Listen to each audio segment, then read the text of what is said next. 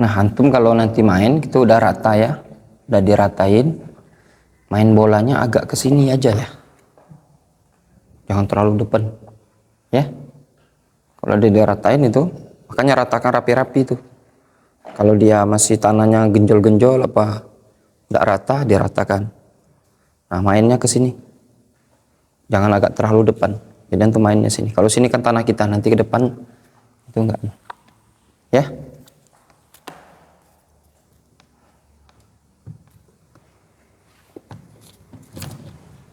15 mobil berarti ya total, nimbun segitu aja 6 juta ya enggak? Nah,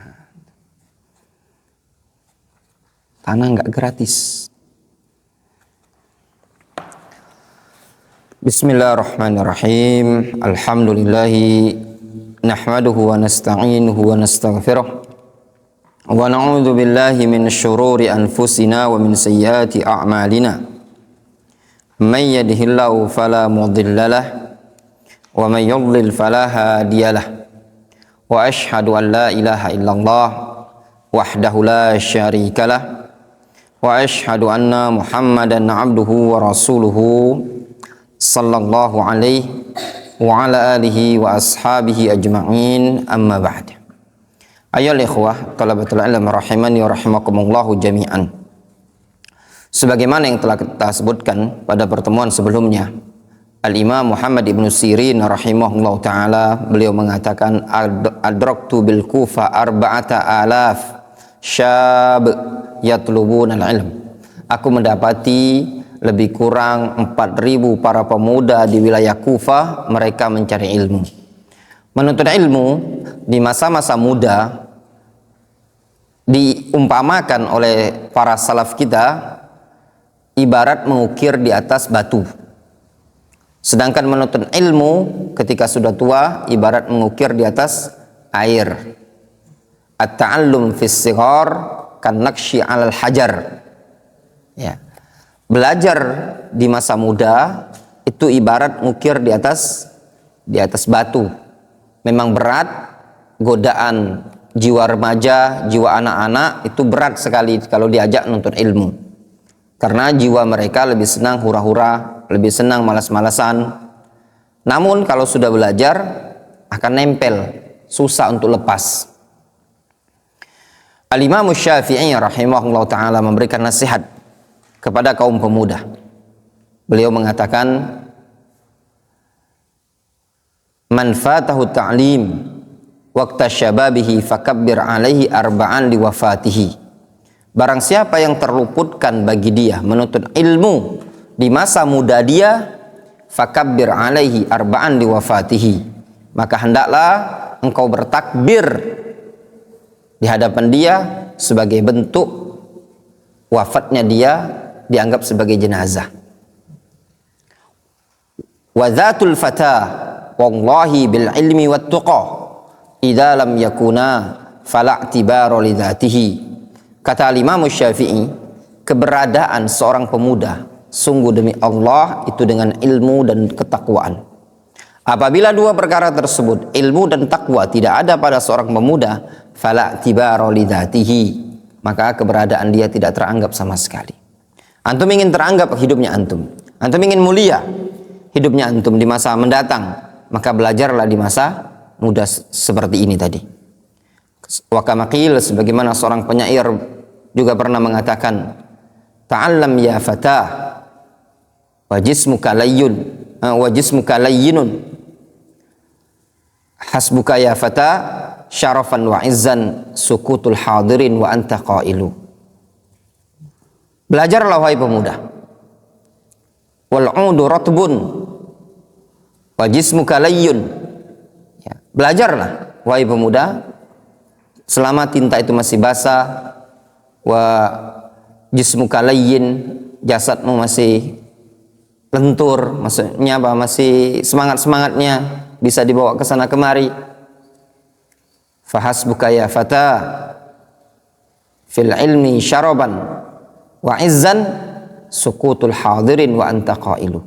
Cukuplah wahai pemuda, dengan ilmu itu engkau dikatakan mulia tatkala engkau berbicara, orang lain ikut mendengarkan. Ya, maka para pemuda, para talabatul ilm harus semangat dalam menuntut ilmu syar'i. Ya, mumpung antum masih muda. Ya. Kita lanjutkan pada bab yang berikutnya. Qala Syekh Abdul Muhsin Ibnu Muhammad Al-Qasim. Berkata Syekh Abdul Muhsin Ibnu Muhammad Al-Qasim, bab al-ikhlas. Bab ikhlas dalam mencari ilmu. Ikhlas dalam thalabul ilmi syar'i perkara yang sangat penting. Ya. Kenapa perlu ikhlas? Karena menuntut ilmu adalah ibadah. Sehingga ibadah ini butuh keikhlasan. Qala Allah qala rahimahullahu taala atau qala hafizahullahu taala amarallahu rasulahu bil ikhlas. Allah memerintahkan rasulnya untuk ikhlas.